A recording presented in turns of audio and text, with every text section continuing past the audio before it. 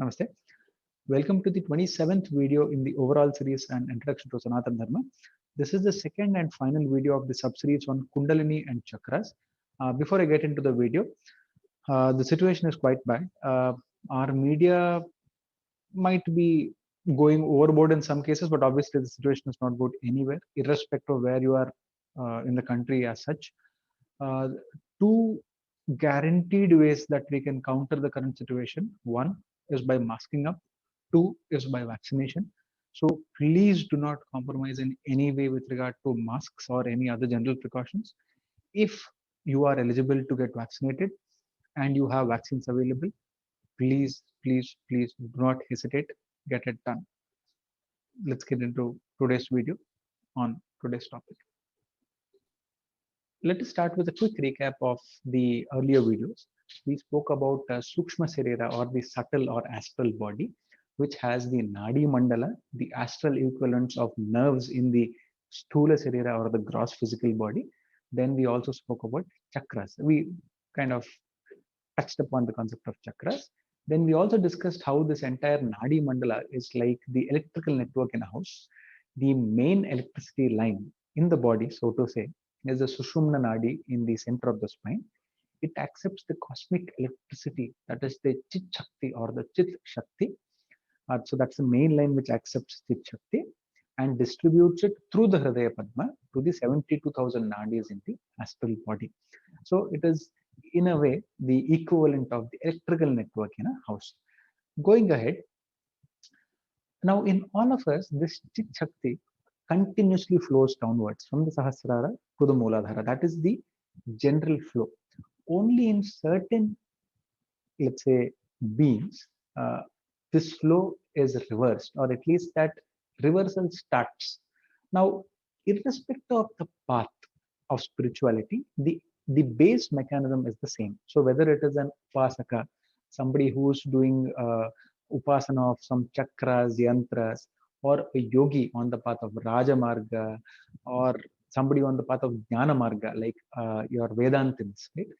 Irrespective of the path, or God only knows, even if they are on other paths.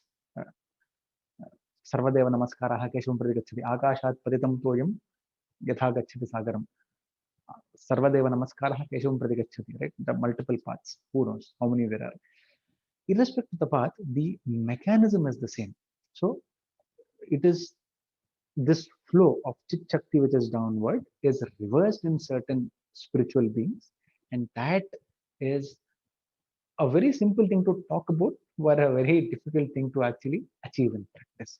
So, irrespective of the path, the ultimate mechanism is the Kundalini that is lying dormant at the base of the spine, and the Mooladhara chakra is awakened, and gradually it moves up through the Sushumna Nadi and ultimately reaches the Sahasrara chakra. Okay. Now, those who achieve this, those who are able to consciously or subconsciously, for example, somebody may be aware that, okay, this is what I am doing, this is what I am doing consciously, this is my entire spiritual path is to awaken this Kundalini and send it to Sahasrara. Some people might just be devotees, some may be upasakas. So that is the reason I said it may be conscious or unconscious. But for those for whom this Kundalini reaches the Sahasrara, that's it.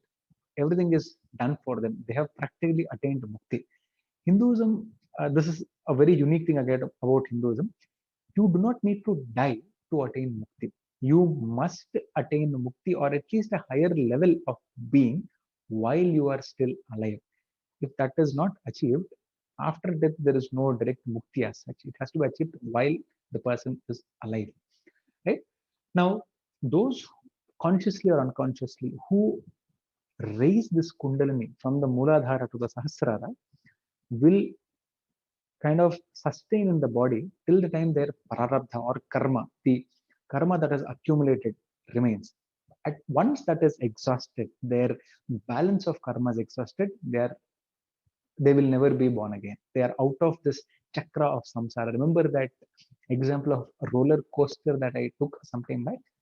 They get to get off that roller coaster, And a very, very beautiful and powerful concept here. Hinduism says this mukti, this liberation, is attainable by each and every one of us. Each and every one of us can attain that state of prophethood. Mukti, salvation, liberation, by whatever means, is not restricted to a gender, to a varna, like for example, to a Brahmin only, nothing like that, to a religion, nothing. You deserve it, you work towards it, you will attain it. Does not matter whether you're a man or woman, Indian, non-Indian, Brahmana, Shudra, Kshatriya, doesn't matter, whatever your so-called caste is, uh, any human being can attain this. And this is one important point as well, that this reversal of flow is practically attainable only in a human being. And this is the reason the human body is said to be the superior one among all living beings, because this reversal is possible only in the human body.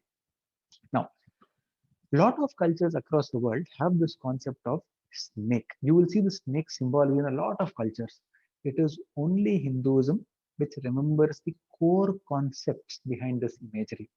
So this divine energy, Kundalini, Chit Shakti, Ahankara, whatever you call it, the divine goddess, the divine feminine, uh, is coiled in the form of a snake with its head pointed downwards, inwards, in 3.5 coils at the base of the spine. Why 3.5?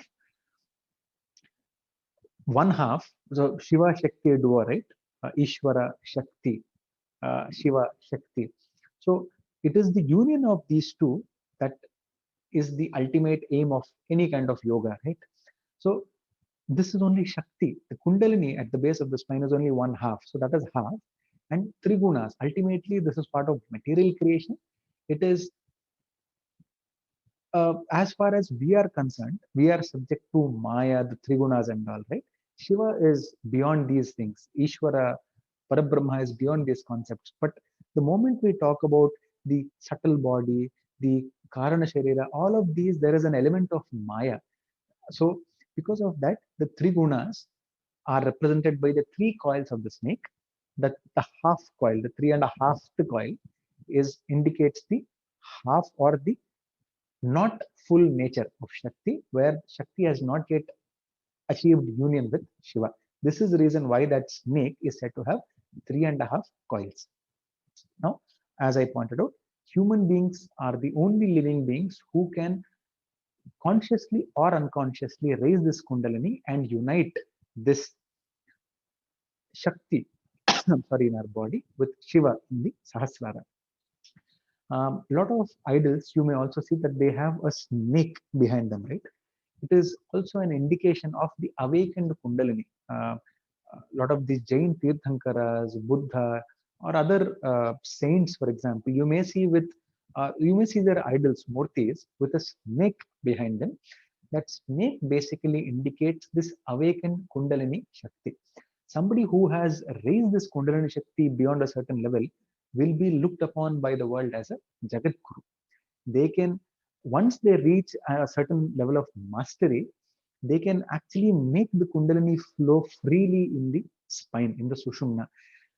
So this symbology of the snake has so many meanings behind it. Now, there is this Advaitic concept called Aham Brahmasmi, I am Parabrahma, right?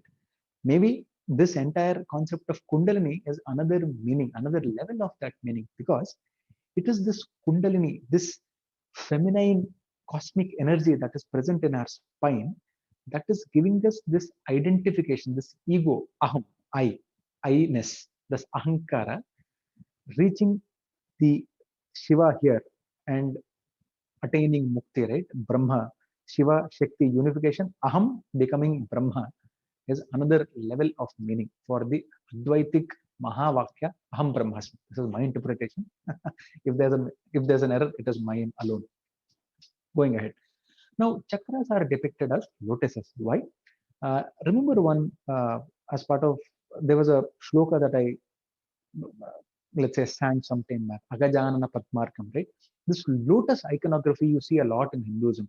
Now, a lotus blooms when the sun comes, when sunlight falls on it. That way, when this Kundalini Shakti falls on that chakra, it blossoms or it opens. Otherwise, all these chakras are open in, are closed in all of us by default. Only when the Kundalini energy reaches a particular chakra does that chakra actually blossom or open. This is the reason why chakras are depicted as lotuses. Now, these various chakras are depicted as lotuses of different colors with different number of petals. They are associated with different elements. So there is this concept of the lower chakras, the higher chakras, all of these. The Panchabhutas, Prithivyapas Tejo Vayu Raka, Vayuhu Akasha, Prithivi Apas, Apaha, Tejaha, Vayu, Akasha. Prithvi is the earth element. So as we progress from bottom, Mooladhara, Swadhisthana, Manipura, Anahata, Vishuddhi, Agnya, Sahasrara. Sahasrara, okay, just keep it aside. So the lower five or the first five, each of those is associated with one of the elements of the Pancha Mahabhutas. There are Bijaksharas that are associated with this. Now, I am not aware, I will not even say these Bijaksharas here. Please don't chant these Bijaksharas unless you have been initiated by Guru. Please, again, I am reiterating this particular thing because these Bijaksharas are available. You just do an internet search, you will find these Bijaksharas, but please don't chant them just like that. There's immense power behind all of these. Please don't play around with these. Okay. Now, as this awakened Kundalini passes through each chakra, there are multiple abilities.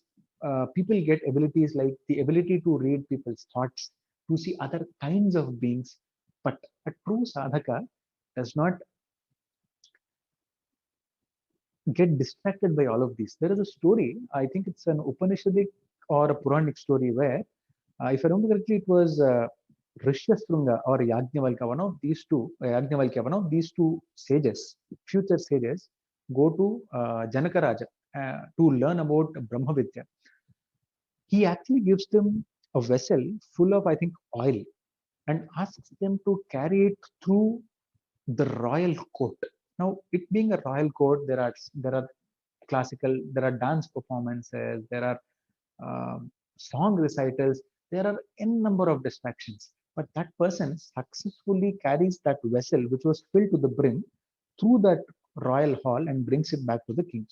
This is an example that a true sadhaka should not be distracted by any abilities that they may get as part of this process of sadhana. That way, when somebody's kundalini actually awakens and it rises through the chakras, they get various abilities.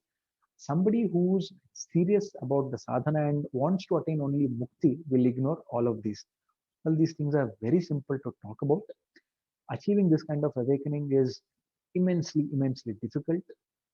Even for those who attain this kind of awakening, it is very easy to get distracted, right? Imagine that I get an ability to read somebody's thoughts. I get the ability to walk through walls, for example, because the Mooladhara chakra is the Prithvi element, right? Earth. Now, once I get mastery over that, I will get abilities like the ability to pass through walls, for example. Now, the being able not to be distracted, to stick to that path is obviously not something as simple as talking about it, right? Now, this is the last slide for today. Remember those mandalas that I spoke about in the earlier video? That up to the Anahata, we have the Agni Mandala, then we have the Surya Mandala, then we have the Chandra Mandala in the body, right? In the Sri Chakra, in the body, we have these mandalas. So, if we explain it in a different way, this Kundalini is like a fire that starts in the base of the spine, the Mooladhara chakra. For somebody who has awakened it, it is a great fire that actually starts going up. This Chit Shakti is actually in the form of a Chandra Mandala, let's say a crescent moon somewhere in the Sahasrara here. So when this fire passes through the Agni Mandala, the Surya Mandala, and hits the Chandra Mandala, it in a way liquefies this nectar of Chit Shakti. And see, that is one meaning of that image that you see in my virtual background. What you are seeing there is a Khechari Mudra. These are all part of specific yogic practices. But even without doing that kind of Hatha Yoga or physical yoga, ultimately for somebody whose Kundalini has awakened, that fire, that energy, that heat, when it hits the Chit Shakti or this cosmic energy in the Sahasrara, it basically melts that crescent moon and the entire body of the yogi, the 72,000 nadis, are say made wet or irrigated by this nectar of bliss, immortality. That is the ultimate aim of the sadhaka. Once this happens, once it reaches the Sahasrara, that's it. That is mukti. Shakti has united with her Shiva. Now, when we talk about surrender to a divine energy, we talk about worshipping the feet of the divine, right? So this sadhaka who has achieved this unity can perceive the the feet of this Ardhanarishwara, of this divine union of the female and male energies in the Sahasrara. So that sadhaka can perceive those feet.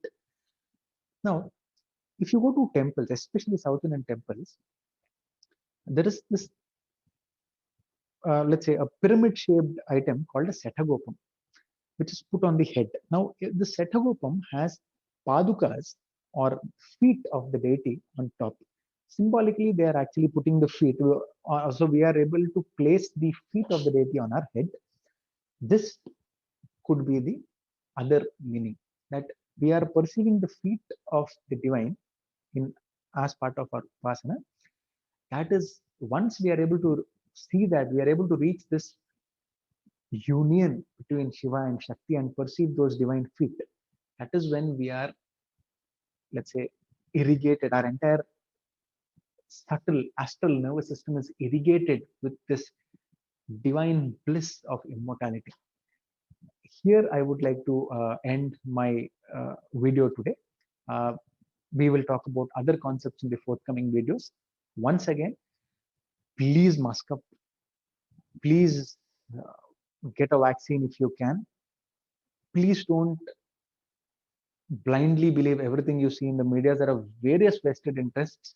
Obviously, be cautious, but please do not get into a feeling of despair. Don't do that. Be cautious, mask up, vaccinate, don't lose hope. Uh, this world has seen many calamities. This is something that also shall pass. Please stay safe. Sarve janaha sukhino bhavantu. Samasta sanmangalani santu. Thank you.